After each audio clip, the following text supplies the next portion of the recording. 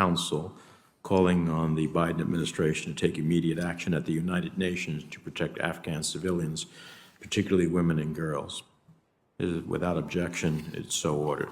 All right, let's start a series of 7-minute rounds. I'm going to hold the time tight so that every member can get their opportunity, and I'll start off by making sure that I don't exceed my 7 minutes. So prior to the final flight out, we heard from both American citizens and Afghan partners seeking to access the airport, but they were either not being allowed through the gates, being sent back home, or simply abandoned.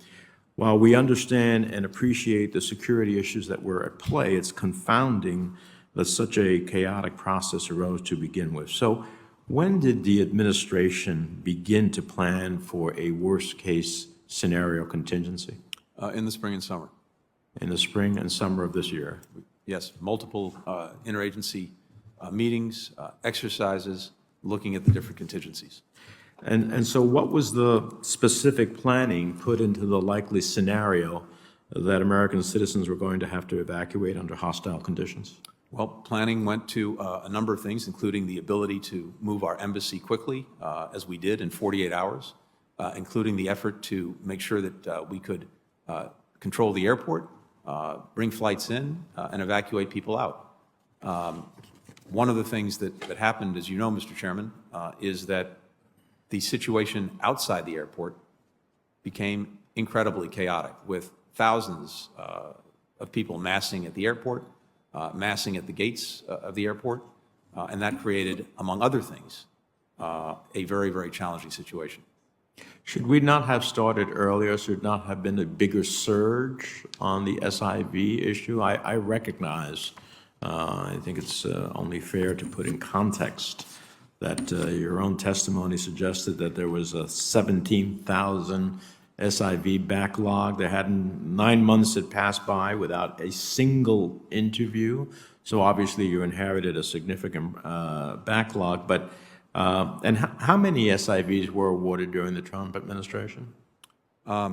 I don't have the numbers in front of me, but I think over the course of the administration, there must have been several thousand. Okay. Issued. So the question is then, should we not have surged more significantly? I know you said you put up to 50 individuals, but knowing that you were preparing for a contingency of a worst-case scenario, should not back in March there have been a more significant surge to process SIVs and determine the entire universe and who needed to be taken out?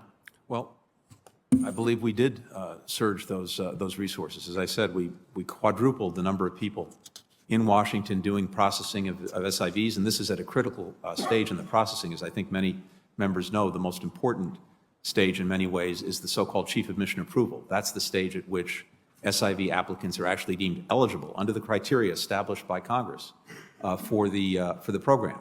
And by the way, those who apply, those who actually get chief of mission approval, the washout rate is about 40% historically. That's because it turns out that many people who apply don't qualify under the criteria set by Congress, or they're unable to get the documentation, I think this was alluded to prove that they had worked faithfully and loyally for the United States.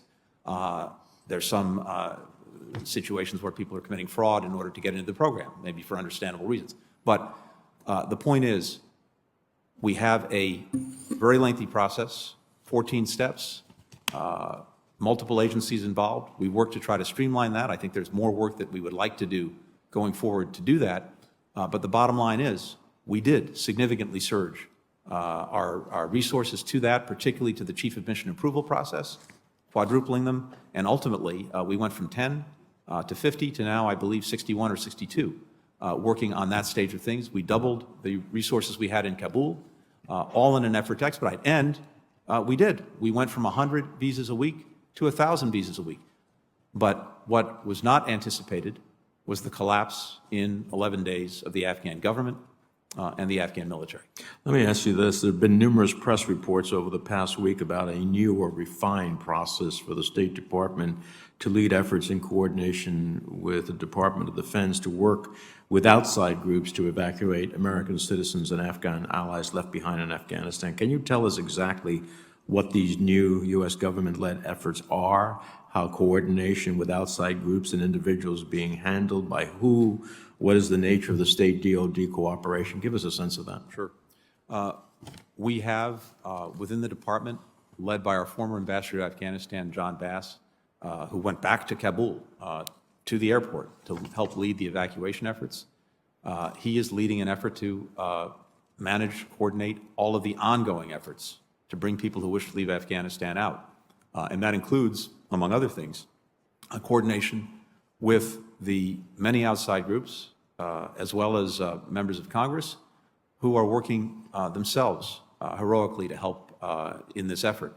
I met myself with about 75 veterans organizations a couple of weeks ago, given the extraordinary efforts that veterans, either individually or as groups, are doing to help. And we want to make sure that we are as coordinated as we possibly can be on these efforts, to make sure that we know who is doing what assistance we can provide, and to make sure that we're working together going forward.